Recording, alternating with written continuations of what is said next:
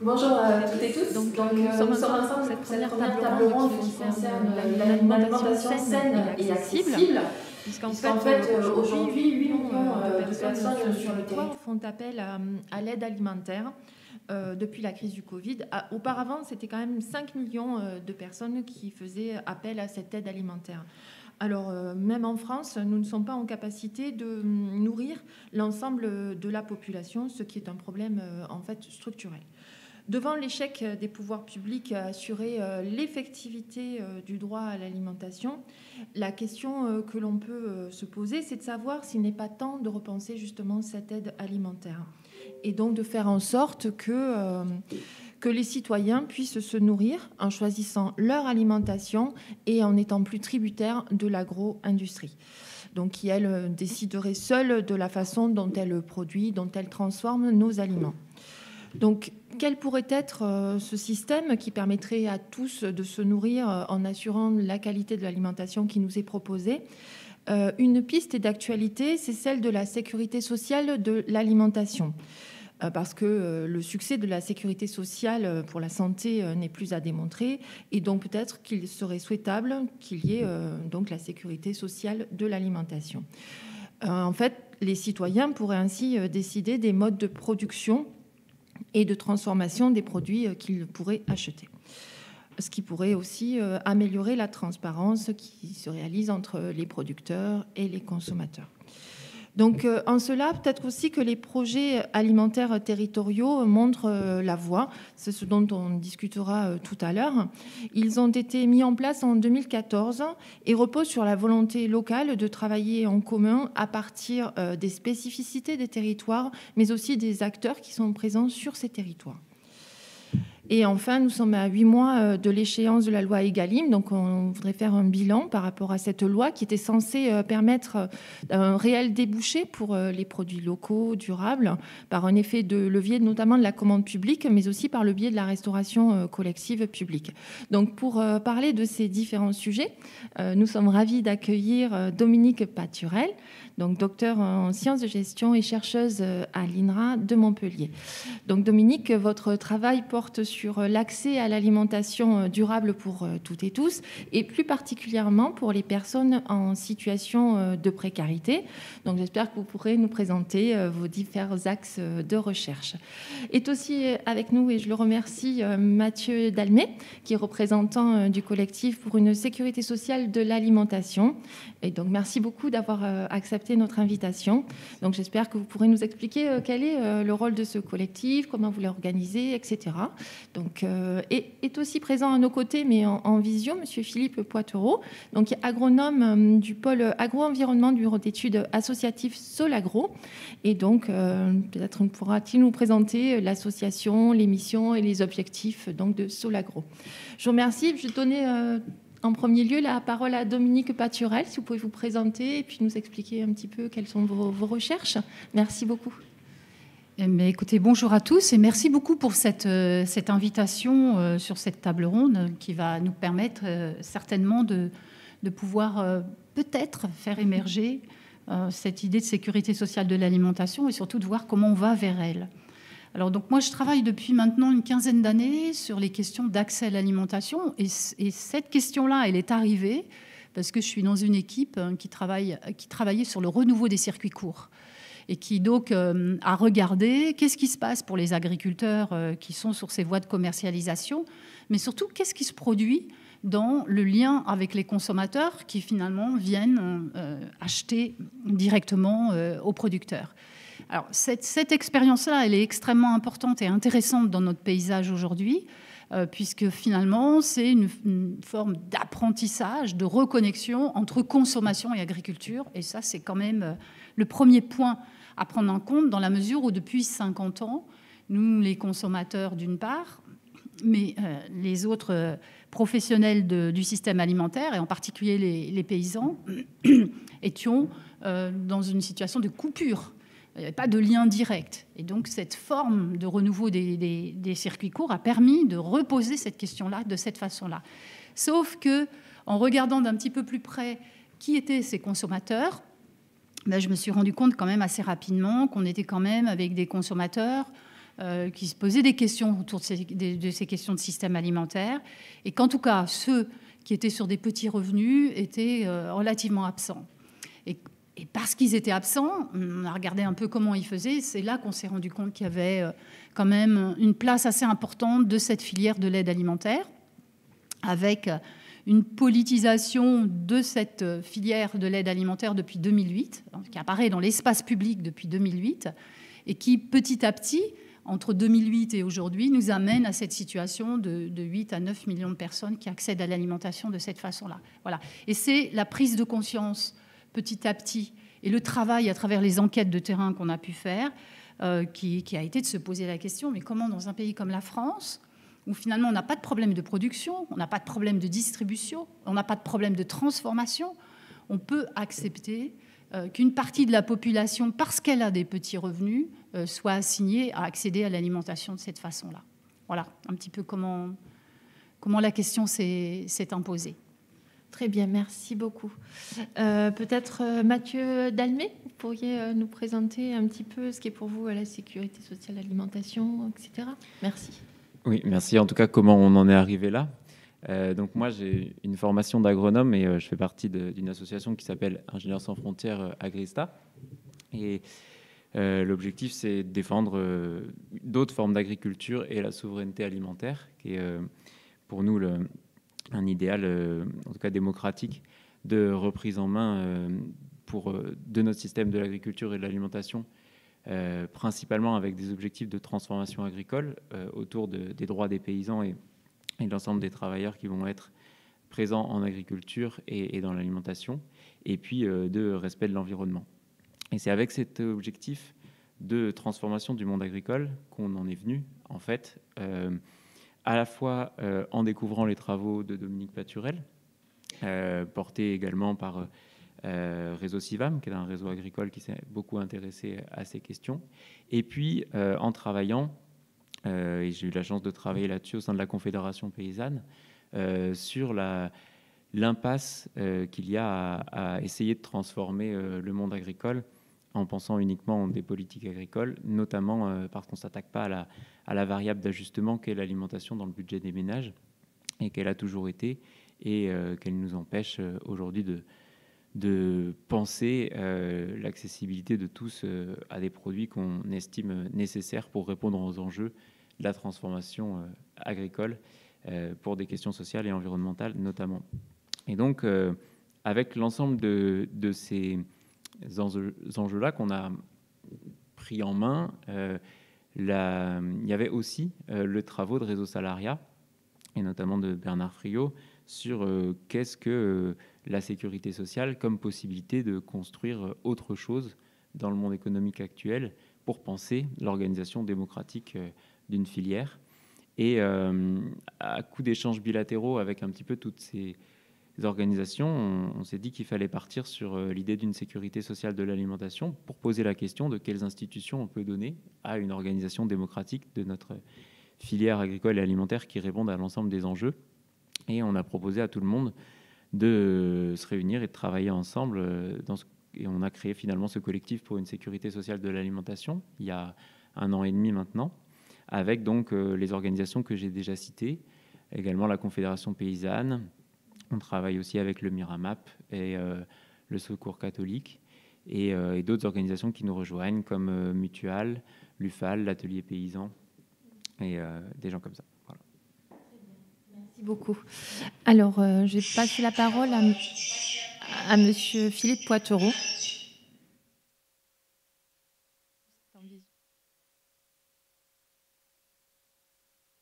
Merci pour l'invitation de Bénédicte et puis le lien avec Mathieu et Dominique que je ne connais pas directement, si ce n'est par les articles éventuellement interposés. Voilà, donc nous, notre parcours est un petit peu différent, même si j'ai vraiment l'impression qu'on converge vraiment aujourd'hui. Notre association, elle a été créée en 1980 et les problèmes n'étaient pas du tout les mêmes. On s'est créé, nous, sur la question du développement des énergies renouvelables, notamment l'agriculture, avec toujours un objectif, notamment de sortie du nucléaire. Voilà, toujours un objectif qu'on a. Et comment on a évolué? Donc, des énergies renouvelables, on est passé dans les années 90 à l'enjeu climatique, notamment à la prise en compte des émissions de gaz à effet de serre. Tout récemment, on est passé à l'adaptation au changement climatique. Et puis, à partir de 2010, en fait, on a travaillé sur un scénario qui s'appelle After 2050, donc un scénario de transition alimentaire et agricole et d'usage des terres à 2050. Voilà, où là, on a intégré le volet alimentation. Donc, vous voyez, ça date que de 2010, donc 30 ans après le démarrage de l'association. Et on pense aujourd'hui que c'est vraiment le levier essentiel et on est donc passé d'une réflexion sur les systèmes agricoles au système alimentaire, quoi. Voilà.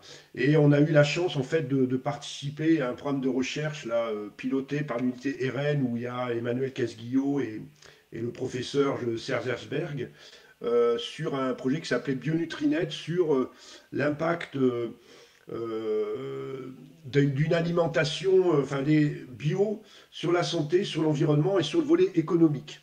Voilà.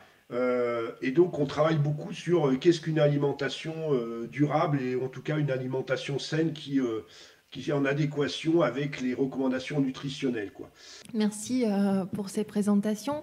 Donc, je vais peut-être revenir dans un premier temps sur les projets alimentaires territoriaux. Donc, je le disais, ils mêlent plusieurs acteurs du territoire. Ils veulent définir une politique donc, au niveau de ces territoires. Est-ce qu'il vous semble que ce sont de bons outils qui peuvent se mettre en place actuellement pour soutenir notamment une agriculture paysanne, parce que voilà, c'est l'agriculture que l'on souhaiterait voir se développer et se maintenir sur nos territoires. Peut-être Dominique ou Dominique. Alors, disons que les premières générations de projets alimentaires de territoire qui se sont mis en place, ils se sont mis en place sur le modèle un peu de l'agenda 21. En gros, c'était une espèce de sollicitation d'acteurs des territoires en place, mais c'était un peu celui qui arrive, qui impose finalement, qui vient à la table et vers quel projet on va avoir. Nous, on vient de terminer une étude sur les projets alimentaires de territoire qui avait affiché la dimension sociale. Voilà. Et dans l'analyse qu'on a fait, d'abord, il y en a très peu. C'est-à-dire qu'il y en a qui affichent, mais qui finalement n'ont pas mis d'action en place. Et il y en a qui l'ont affiché et qui ont mis des actions en place. Donc, par rapport à cette dernière génération de projets alimentaires de territoire, ce qu'on se rend compte, c'est que, en réalité, la dimension sociale, elle est traitée dans le mouvement de la politique sociale mise en place autour du traitement de la question de la précarité alimentaire, que ce soit récemment ou depuis les années 80. C'est-à-dire, en gros, comment les opérateurs de l'aide alimentaire cherchent des façons de se coordonner, de trouver un peu de modification dans l'approvisionnement. Mais franchement, c'est pas très, très innovant. Ça n'est jamais que la modernisation. Bon, et en plus, ils sont très, très peu à travailler là-dessus.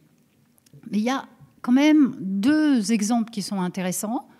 D'abord, premièrement, il y a le travail qui a été fait sur la ville de Brest sur la façon dont la restauration collective scolaire s'est mis finalement en mouvement pour traiter la question sociale dans sa grande largeur. Donc ça, c'est une première chose.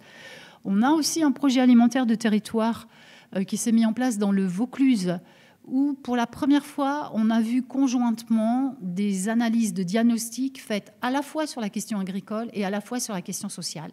Voilà, ça, c'est quand même des façons de faire qu'on n'a pas vues dans ce type d'initiative.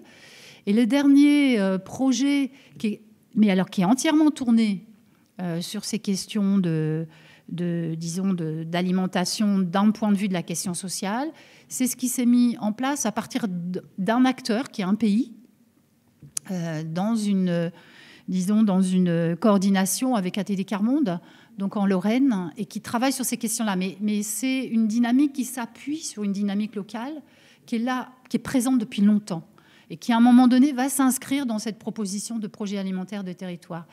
Mais ce qu'on peut dire aujourd'hui, c'est que les projets alimentaires de territoire, pour l'instant, n'ont pas du tout, finalement, intégré la question de l'accessibilité autrement qu'à travers la réponse par la modernisation de la filière de l'aide alimentaire.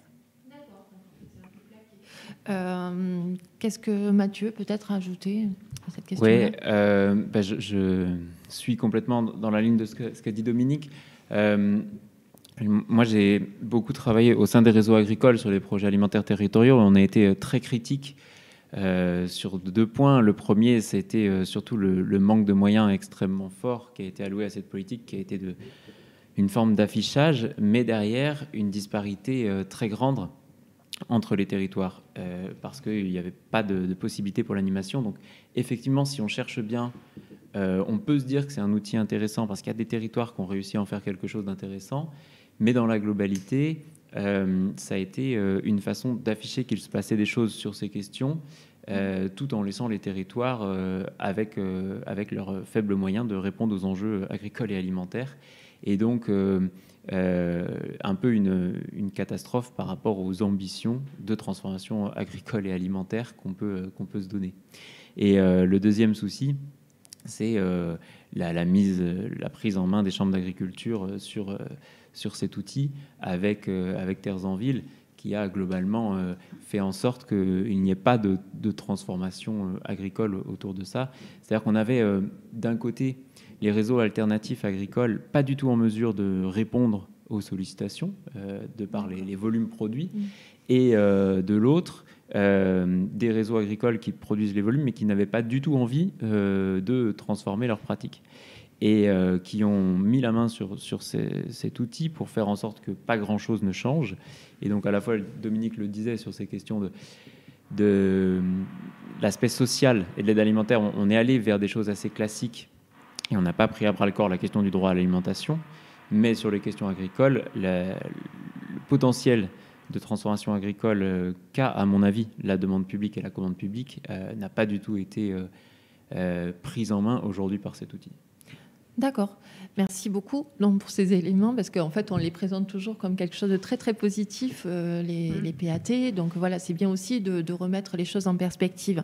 Et du coup, ma question, ça va être par rapport à la sécurité sociale de l'alimentation.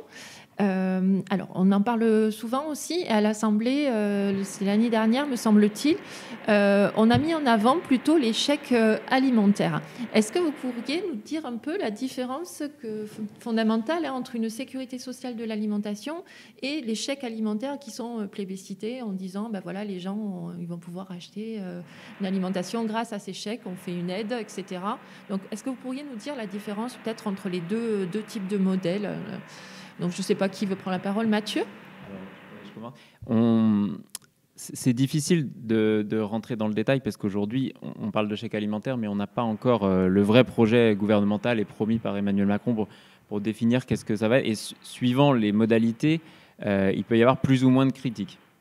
La première chose à dire, c'est que c'est quand même très difficile de s'y opposer en tant que tel. Il me semble que c'est la première fois que la France propose autre chose que l'aide alimentaire pour répondre un petit peu à la question du droit à l'alimentation. Et quand ça, c'est une petite marche en avant. Par contre, on reste loin des enjeux sur 2 aspects, en tout cas dans toutes les moutures qu'on a vues des projets alimentaires. Il y a 2 aspects qui ressortent absolument pas. Le premier, c'est l'universalité du dispositif. On reste dans une logique de charité où on va donner aux pauvres les moyens de se nourrir. Voilà, je vous ai peut-être l'image du Secours populaire en tête, l'affiche noire et blanche avec un post-it avec écrit « pauvre » sur la tête. Il y en a qui parlent de chèque bien mangé. On ne mange pas bien quand on a une étiquette de pauvre sur la tête. Et l'objectif de la SSA, c'est de donner, d'assurer le droit à l'alimentation pour tout le monde et de mettre en place une politique universelle. Et la deuxième chose, c'est l'aspect démocratie autour de la filière agricole et alimentaire. C'est bien d'avoir de l'argent pour pouvoir aller au supermarché, mais si au supermarché, il n'y a rien qui nous convient parce que les produits ne sont pas ceux auxquels on aspire, parce qu'on n'a pas pu décider de quels sont les produits qui viennent dans le rayon, parce qu'on n'a pas pu, en tant que citoyen, donner son avis sur qu'est-ce qui est produit par le système agricole et alimentaire, on n'est pas du tout dans une logique de démocratie alimentaire à laquelle on aspire et à laquelle le travail qu'on fait aujourd'hui sur la sécurité sociale de l'alimentation essaye d'apporter une réponse institutionnelle pour cette organisation. Merci beaucoup Dominique, vous pourriez ajouter des éléments? Oui, je vais juste ajouter 2 petites choses. C'est que cette politique de chèque alimentaire, bon, alors c'est vrai qu'on n'a pas les conditions encore bien claires de l'application, mais pour moi c'est une modernisation de la politique sociale mise en place telle qu'elle est conçue depuis les années 80, c'est-à-dire une vision d'une solidarité caritative et pas du tout une solidarité démocratique. C'est-à-dire, encore une fois, peut-être qu'on va assigner une partie de la population à être désignée pour recevoir ce type de chèque. Donc ça, c'est ce que vient d'expliquer Mathieu. Après, si c'est pour remplacer la distribution de denrées alimentaires par des chèques pour acheter ces mêmes denrées, on ne change rien non plus. Enfin, je veux dire, la question démocratie alimentaire derrière, elle n'est pas du tout questionnée. Mais surtout, et ce qui me paraît le plus important, c'est que finalement, on reste dans une vision politique globale de segmentation du système alimentaire. On va avoir des réponses par des politiques agricoles, on va avoir des réponses par des politiques alimentaires, en particulier du côté des politiques alimentaires, tout ce qu'il va y avoir comme recommandations nutritionnelles, qui sont des choses à prendre en compte à condition qu'on les mette à leur place. C'est-à-dire que la première question, c'est quand même de se poser les questions d'accessibilité avant de poser les autres questions. Et je pense que c'est parce qu'on pose des questions ensemble, dans le lien avec cette vision systémique, qu'on peut amener du changement. Sinon, on va rester sur des réponses segmentées qui vont continuer dans les logiques de politique sociale telles qu'on les connaît, autour en particulier de cette question de précarité. Parce que quand même, je rappelle une chose absolument importante, c'est que si les gens n'ont pas de possibilité de manger comme ils veulent, on est d'abord et avant tout sur des questions de revenus économiques, et pas parce que les gens ne savent pas faire leur cuisine, ou parce qu'ils ne savent pas faire leurs courses, ou parce qu'ils ne savent pas gérer leur budget. Donc ça, il faut bien le comprendre. Et cette population qu'on qualifie de pauvre, elle a des tendances dans sa façon de manger qui correspondent à 80% de la façon dont les Français mangent. On n'a pas vraiment de grosses différences là-dessus. Donc il faut bien remettre tout ça en perspective avant de penser que cette réponse par les chèques alimentaires serait la bonne réponse. Moi, je crains que ce soit juste la modernisation de la politique sociale en direction des populations à petit budget. Stigmatisation aussi de ces bien personnes sûr. En disant elles ne savent pas bien se nourrir, on va leur expliquer comment il faut faire. Enfin, voilà, Mais on peut se poser la question aujourd'hui de savoir pourquoi il n'y a pas de réaction démocratique puissante autour de ces chiffres qu'on entend depuis le début du premier confinement, de 8 millions 5 de personnes qui ont besoin de l'aide alimentaire. Je veux dire, on devrait avoir tous un sursaut tout à fait, extrêmement fort en se disant c'est presque 10% de la population. C'est quand même, c'est quand même assez fort comme chiffre. Oui, tout à fait. Oui. Donc, mais pour l'instant, effectivement, il n'y a pas vraiment de réaction et on a du mal à comprendre pourquoi il n'y a pas cette réaction. Et par rapport au modèle agricole, en quoi la sécurité sociale aussi pourrait, de l'alimentation, donc pourrait faire en sorte que notre production, parce qu'il y a quand même aussi ce souci-là au niveau de notre modèle agricole actuel, où il y a la productivité qui est en place et qui quand même est soutenue, je vais dire, par la PAC. Comment les citoyens pourraient se saisir aussi de ces questions-là à travers les produits, etc. En fait, est-ce que vous avez une vision comment démocratiser en fait l'accès à l'alimentation? Vous parliez des citoyens tout à l'heure. Comment les citoyens pourraient intervenir au niveau du choix donc des denrées qu'ils pourraient acheter? Alors, j'attaque. Le projet de sécurité sociale de l'alimentation repose sur 3 piliers. Et pour répondre à cette question, c'est le mécanisme du conventionnement et du coup le fonctionnement de caisses locales de sécurité sociale de l'alimentation sur lesquelles on est en train de discuter et notamment pour faire le lien avec ce qu'on disait avant, l'organisation des projets alimentaires territoriaux, en tout cas de certains aujourd'hui, peut être un vrai déjà là sur lequel on peut s'appuyer pour penser l'organisation démocratique de ces caisses. Mais l'idée du conventionnement, c'est de permettre aux citoyens de se retrouver pour décider de quels produits ils veulent manger, c'est-à-dire à la fois en termes de quantité et en termes de qualité, quels critères de production ils veulent, à la fois sociaux, environnementaux, nutritifs, organoleptiques et ainsi de suite, pour passer une commande au système de production. Et cette commande, elle devra être discutée avec les acteurs du système de production pour voir à quel point elle est possible ou non. Mais l'idée, c'est de transformer par la demande l'agriculture et l'alimentation, là où aujourd'hui les politiques actuelles s'occupent de faire concilier un petit peu d'offres, on va dire, saines et écologiques pour permettre à toutes celles et ceux qui ont ces aspirations-là de la consommer, tout en faisant continuer de vivre le système agro-industriel en disant les autres, c'est ce qu'ils veulent puisque c'est ce qu'ils achètent, mais non, c'est surtout pas du tout ça à quoi ils aspirent, c'est ce que leur budget alimentaire leur permet d'acheter. Oui, tout à fait. Et donc l'autre pilier qui va être le critère universel, qu'on base sur cette idée de dire schématiquement, on met 150 € sur la carte vitale pour tout le monde pour permettre l'accès économique à ces produits-là. Il n'y a plus de problème directement, en tout cas de variables d'ajustement de l'alimentation dans le budget des ménages.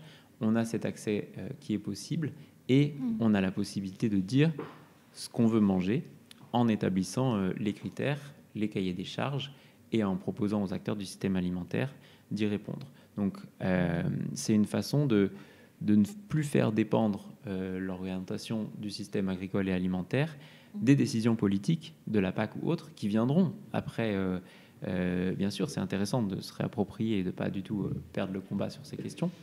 Ça viendra financer en partie ce système-là aussi, comme ça le fait de toute façon en subventionnant le système de production, mais de passer directement par les aspirations alimentaires de l'ensemble des citoyens des territoires.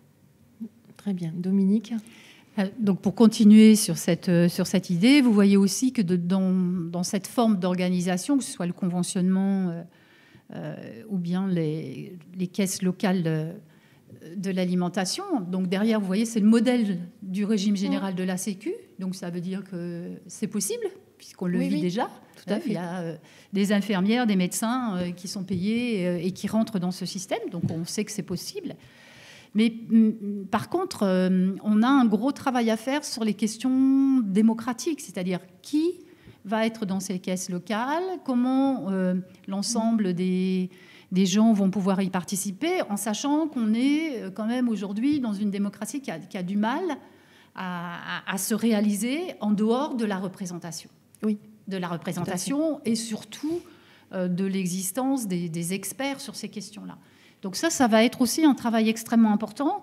Et je pense que là, on va s'appuyer sur les différents mouvements sociaux qui existent depuis une dizaine d'années, qui nous ont donné un certain nombre de leçons sur la façon de participer à la discussion.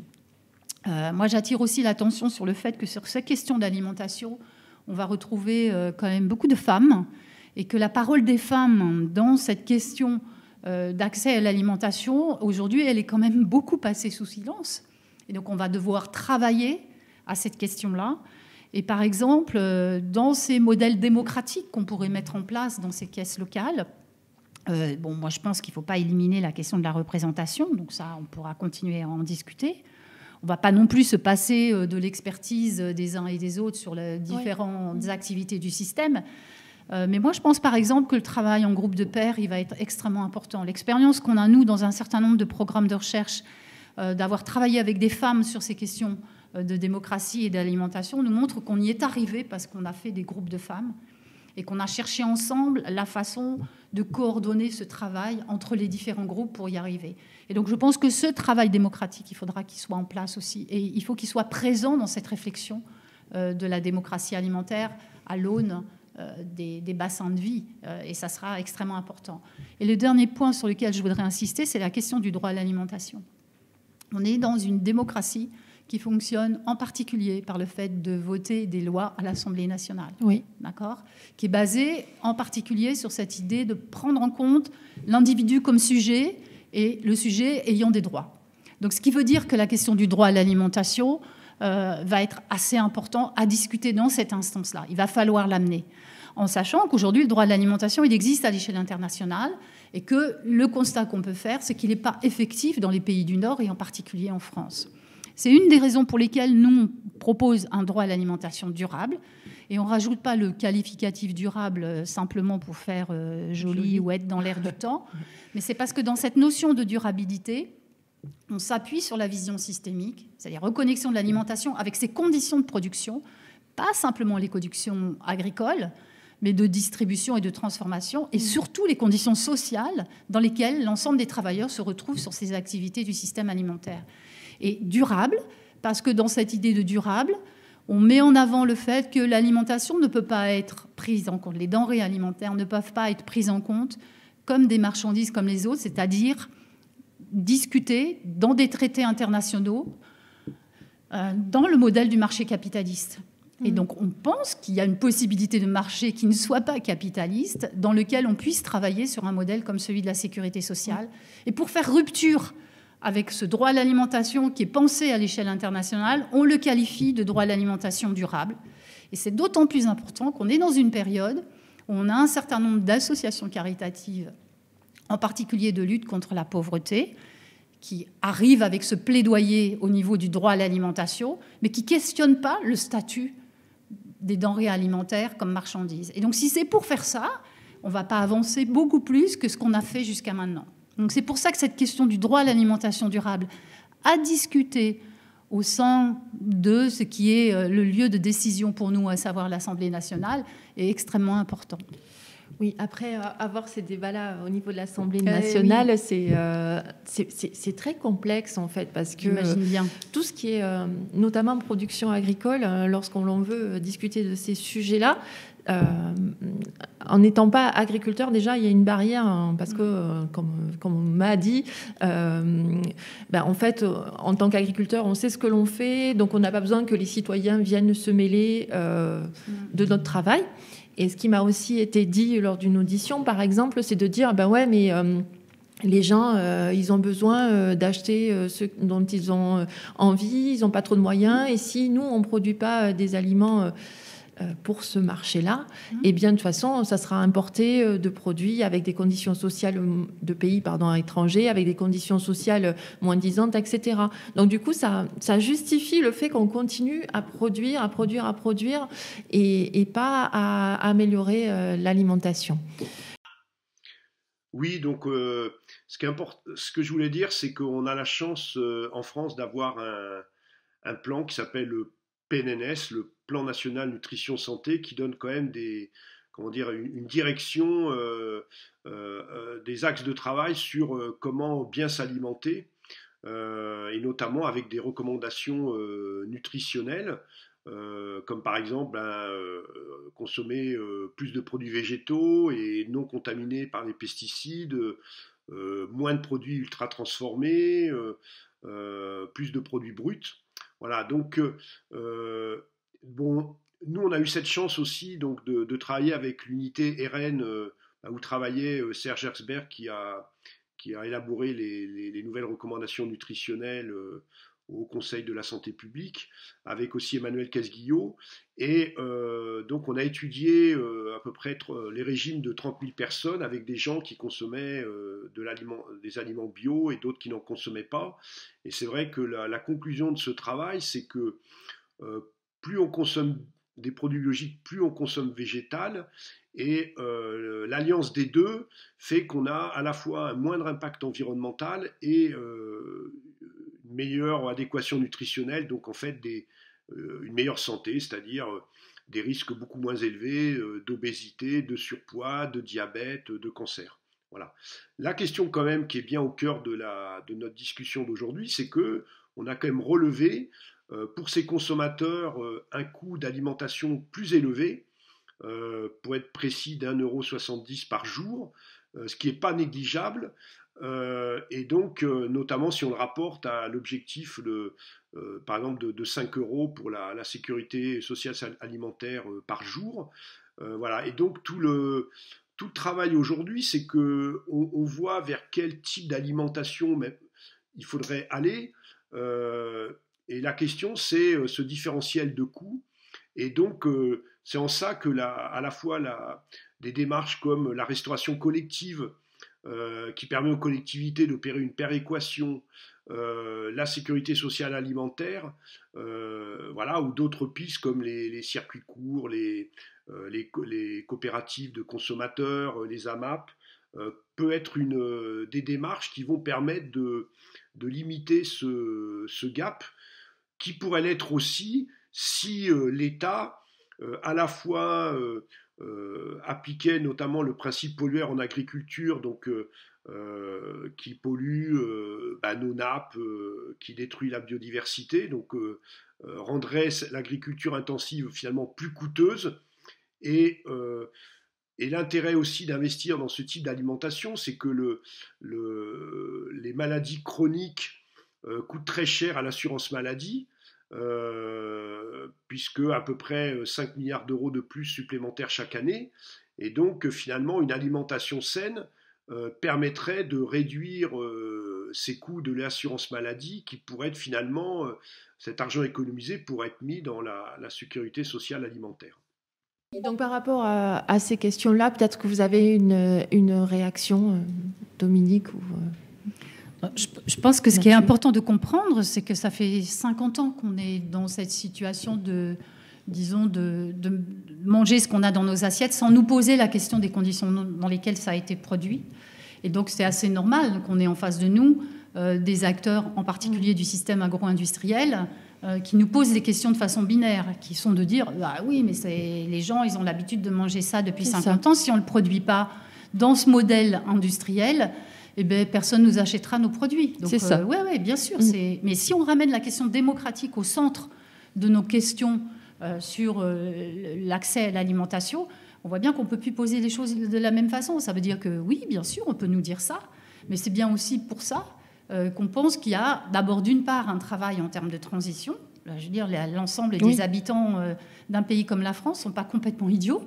Ils sont tout à fait capables de se réapproprier l'histoire de la façon dont on accède à l'alimentation. Ça, c'est une première chose. Et puis la deuxième chose, c'est remettre la question de la démocratie au centre de ce qu'on a discuté ensemble sur ces questions-là. Oui, tout à fait. Oui. Mathieu ? Non, si on devait résumer la sécurité sociale de l'alimentation très rapidement, c'est de dire d'avoir la conviction qu'aucun agriculteur ne se lève le matin pour mettre des pesticides dans son champ et personne ne se lève le matin pour donner des pesticides à ses enfants dans leurs assiettes. Tout à fait. À partir de là, c'est des contraintes économiques qui poussent ces choix-là à s'effectuer. Remettre la question démocratique, c'est repousser l'économie à une organisation de la société et pas à une finalité en tant que telle, et de se poser ensemble la question de comment on organise notre système de l'alimentation. Oui, tout à fait. Je suis entièrement d'accord avec ce que vous venez de dire, en fait. Peut-être que l'on va se retourner vers Philippe, s'il nous entend. Oui, à Solagro, on a commencé, donc comme je l'ai dit, à travailler sur les questions d'alimentation à partir de 2010. Et c'est vrai que notre opinion aujourd'hui, c'est que l'alimentation est un véritable levier pour la transition écologique, alimentaire, la transition en général, voilà, parce que ça touche beaucoup de choses, quoi. Ça touche à l'économie, ça touche au social, ça touche à l'environnement, ça touche à la santé. Et en fait, même si finalement les Français sont très, on va dire, accros ou particulièrement intéressés par leur alimentation, par leur nourriture, quelque part, finalement, ils ont laissé la main à toutes les entreprises agroalimentaires et de distribution qui leur imposent une certaine nourriture. Et c'est vrai que l'enjeu dans les années à venir, c'est finalement de reprendre la main sur notre alimentation, sur notre système alimentaire. Aujourd'hui, on a plein de pistes possibles, quoi. Donc malheureusement, on arrive au terme de cette table ronde.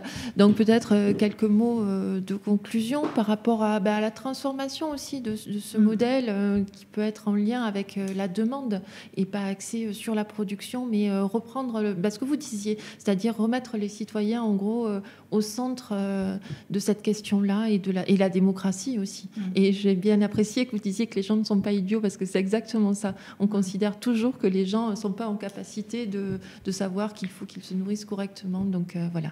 Donc merci pour cette parole de conclusion, peut-être Mathieu. Oui, on a répondu dans les années 60 aux aspirations de plus de pouvoir d'achat des Français ou autres en leur disant qu'ils pourraient s'alimenter moins cher et que ça permettrait de répondre à ça. Il faut revenir complètement là-dessus, remettre l'alimentation au centre de l'agriculture, parce qu'aujourd'hui, les gens se sont rendus compte que cette promesse pour manger moins cher, en fait, elle cachait un modèle alimentaire auquel ils ne veulent pas, mais pour lesquels, aujourd'hui, économiquement, ils n'ont pas les moyens de s'en sortir. Et donc, utiliser la transplantation sur le plan démocratique et plus sur le plan économique de l'alimentation pour en faire un levier de transformation de l'agriculture et répondre à l'ensemble des enjeux qui se posent pour notre système alimentaire.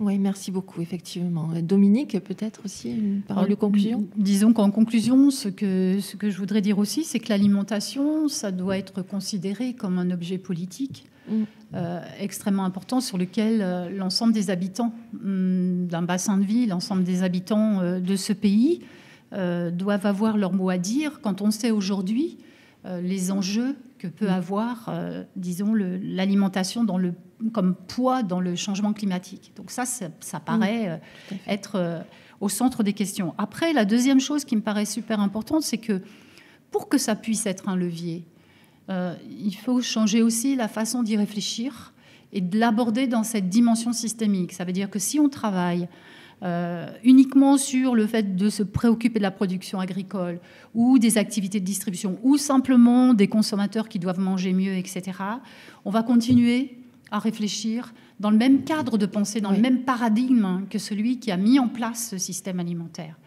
Donc ça veut dire aussi qu'il faut faire l'effort de travailler sur une approche systémique et donc on ne peut pas avoir de réponse sur cette question autour de l'alimentation, par exemple par une organisation qui serait celle de décider d'une politique agricole ou d'une politique pour les pauvres ou d'une politique de santé, etc., etc. Voilà. Et c'est ce changement-là dont on a besoin et qui d'ailleurs en lui-même est issu d'une réflexion démocratique et pose les questions et borne la façon de s'organiser d'un point de vue démocratique complètement différent et qui remet le système économique à sa place, c'est-à-dire comme moyen au service d'un projet politique. Oui, tout à fait. C'est exactement ça. Donc, on pourrait encore parler de ces sujets bien longtemps. En tout cas, ce que j'en retiens, c'est que la sécurité sociale de l'alimentation n'est pas une utopie, comme on peut l'entendre parfois. La sécurité sociale de la santé a été mise en place, donc il n'y a pas de raison que l'on ne replace pas le citoyen et qu'il ne se réapproprie pas, non, aussi, les questions de l'alimentation. Donc, merci beaucoup pour vos interventions et bien, à très, très bientôt, j'espère.